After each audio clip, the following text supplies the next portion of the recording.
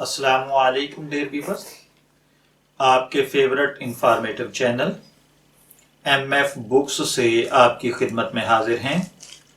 हमारा आज का टॉपिक है उर्दू शायरी में चमकता दमकता नाम जनाबे जॉन एलिया। जॉन एलिया 14 दिसंबर 1931 को पैदा हुए। आप बर्रे सगीर पाको हिंद में नुमाया हैसियत रखने वाले पाकिस्तानी शायर थे। आप शायर के साथ साथ फलसफी, समान्य निगार और उर्दू के बेपाया आलिम थे।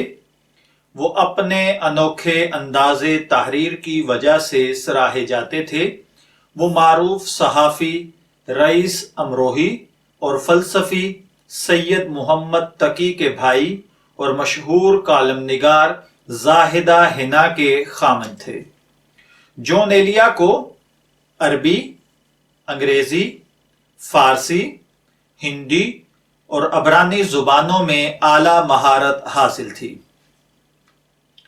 जॉन एलिया, जैसा कि मैं अर्ज कर चुका हूं कि 14 दिसंबर 1937 को अमरोहा यूपी यानी उत्तर प्रदेश के एक नामवर खानदान में पैदा हुए।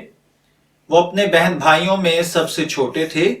उनके वालिद अल्लामा शफीक हसन एलिया को फन और अदब से गहरा शगफ था। इसके अलावा वो नजूमी और शायर भी थे।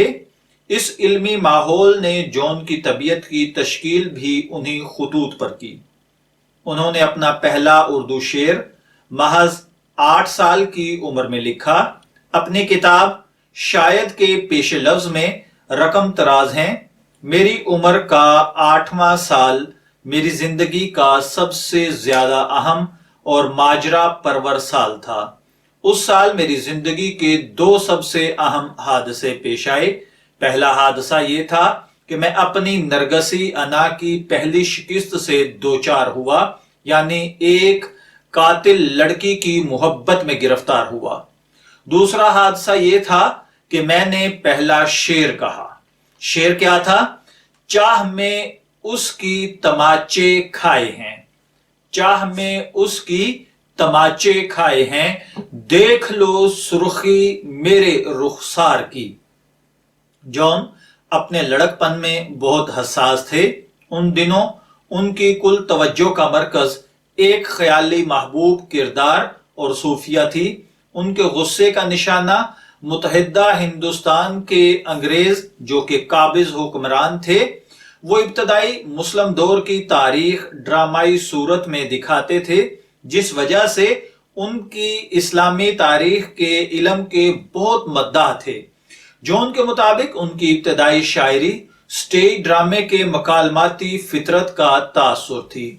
एलिया के एक करीबी रफीक सैयद मुमताज सईद बताते हैं कि एलिया अमरोहा के सैयदुल मदारस के भी तालिबे इल्म रहे। ये मदरसा अमरोहा में अहले तशी हजरात का एक मोतबर मजहबी मरकज रहा है। चूंकि जॉन एलिया खुद शिया थे, इसलिए वो अपनी शायरी में जा बजा अहले तशी हवालों का खूब इस्तेमाल करते थे। हजरत अली की जात मुबारक से उन्हें खुसूसी अकीदत थी और उन्हें अपनी सियादत पर भी नाज था। सईद कहते हैं कि जॉन को जुबान से ज्यादा खुसूसी लगाव था। वो इन्हें बगैर कोशिश के सीख लेता था। अरबी और फारसी के अलावा जो उन्होंने मदरसा में सीखी थी, उन्होंने अंग्रेजी और जुजवी तौर पर अबरानी में कुछ महारत हासिल कर ली थी। अपनी जवानी में जॉन कम्युनिस्ट ख्यालात रखने की वजह से हिंदुस्तान की तकसीम के सख्त खिलाफ थे, लेकिन बाद में उसे एक समझौता के तौर पर कबूल कर लिया। एलिया ने 1957 में पाकिस्तान हिजरत की और कराची को अपना मस्कन बनाया। जल्द ही वो शहर के अदबी हलकों में मकबूल हो गए। उनकी शायरी उनके मतनू मुताले की आदत का वाज़ेह सबूत थी, जिस वजह से उन्हें वसी मद्दाह और पजीराई नसीब हुई। जॉन एक अनथक मुसन्निफ थे, लेकिन उन्हें अपना तहरीरी काम शाये करवाने पर कभी भी राजी न किया जा सका।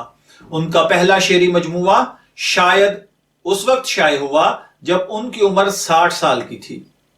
न्याजमंदाना के उन्वान से जॉन एलिया की लिखी हुई इस किताब के पेश लफ्ज में انہوں نے ان حالات اور ثقافت کا بڑی گہرائی سے جائزہ لیا ہے جس میں رہ کر انہیں اپنے خیالات کے اظہار کا موقع ملا۔